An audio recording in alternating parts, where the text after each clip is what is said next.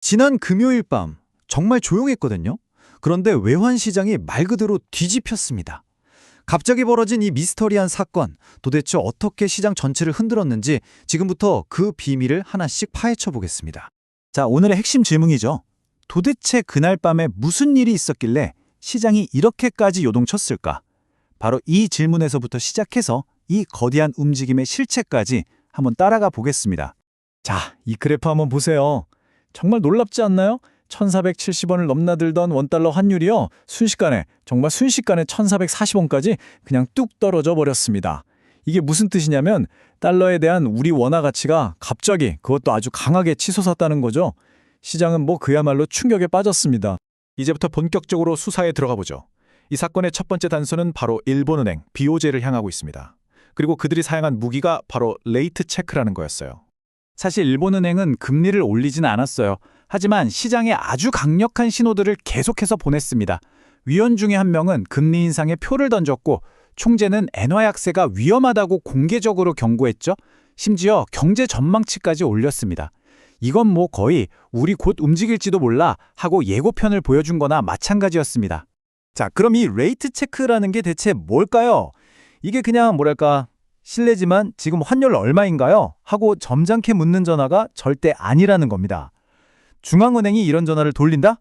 이건 시장 참여자들한테 보내는 아주 강력한 신호예요. 거의 우리 곧 움직인다, 준비해라 하는 최후 통첩이나 다름없는 거죠. 외환 개입이라는 게 보통 이런 3단계를 거치거든요. 처음엔 말로 경고하는 구두 개입. 그러다 실제 행동에 나서기 바로 직전 마지막 경고로 날리는 게 바로 레이트 체크. 그리고 마지막에 실제로 돈을 풀어서 시장에 개입하는 거죠. 그러니까 레이트 체크가 등장했다는 것 자체가 상황이 정말 긴박하게 돌아가고 있다는 뜻입니다. 그런데 말입니다. 여기서 사건이 전혀 예상치 못한 방향으로 흘러갑니다. 이게 다 일본의 단독 플레이인 줄 알았는데 알고 보니까 이 뒤에 아주 거대한 공범이 숨어 있었습니다. 여기서 진짜 깜짝 놀랄 만한 반전이 나옵니다. 모두가 일본은행 혼자서 한 일이라고 생각했는데 아니었어요. 레이트 체크를 실행한 주체가 바로 뉴욕 연준을 통해서였다는 겁니다. 즉, 미국이 함께 움직였다는 거죠. 이건 단순한 개입이 아니라 미국과 일본의 합작품이었던 겁니다. 이렇게 되면 이야기의 판이 완전히 달라지죠. 그리고 이 움직임은 그냥 실무진 차원이 아니었어요. 미국 정부의 최고 2층, 바로 미 재무부가 뉴욕 연준에 엔화 약세, 당장 막아라 이렇게 직접 지시했다는 사실이 드러났습니다. 이게 바로 이번 사건의 진짜 핵심입니다. 그럼 자연스럽게 다음 질문으로 넘어가게 되죠. 아니, 미국이 대체 왜 남의 나라인 일본의 엔화를 방어해 주려고 나섰을까요?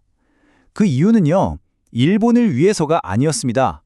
바로 미국 자신의 이익, 더 정확히는 미국의 국채 시장을 지키기 위해서였던 거죠. 미국이 가장 두려워한 시나리오는 바로 이런 도미노 효과였습니다. 엔화 약세가 통제 불능 상태가 되면 일본은 엔화 가치를 지키기 위해서 뭘 해야 할까요? 바로 달러를 사야겠죠. 그 달러를 어디서 구하겠어요?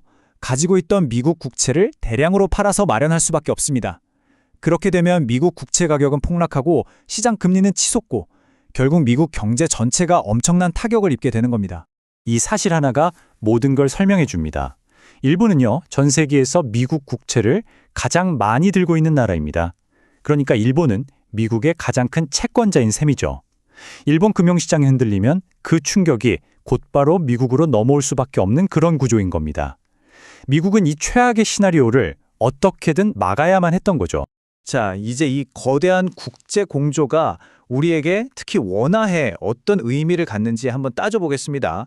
최근에 보면 엔화랑 원화가 거의 거울처럼 같이 움직이는 이른바 동조화 현상이 굉장히 강해졌거든요. 그렇다면 이번 일이 원화의 미래에 어떤 영향을 미칠까요? 결국 우리에게 가장 중요한 질문은 이거겠죠. 이번 미일 공조를 계기로 해서 우리 원화도 계속해서 강세 흐름을 이어갈 수 있을 것인가? 지금 시장 전문가들이 다들 이 숫자 1,420원을 뚫어져라 쳐다보고 있습니다. 이 1,420원이 굉장히 중요한 기술적인 지지선이자 저항선인데 만약 원달러 환율이 이 선 아래로 확실하게 뚫고 내려온다면 이건 정말 본격적인 원화 강세 국면으로 접어들었다 이렇게 볼 수 있는 중요한 신호가 될 겁니다. 그런데 여기서 우리가 한 가지 꼭 짚고 넘어가야 할 점이 있습니다. 사실 좀 아이러니하죠?